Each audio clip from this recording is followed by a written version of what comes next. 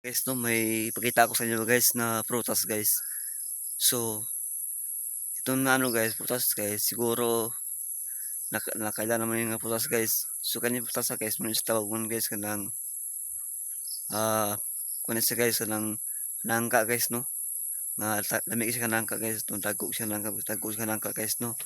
So, anang ara guys, nangka guys. Muna siya guys.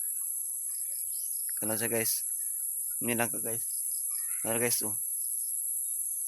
Muni nangka guys. So, nangka siya guys no.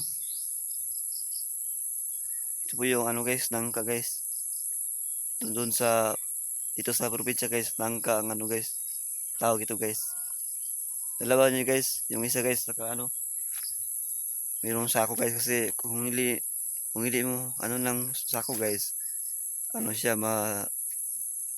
maano siya guys, madaot siya guys. Kasi kailangan siyang palutin ng sako guys para di siya madaot guys, di siya masira.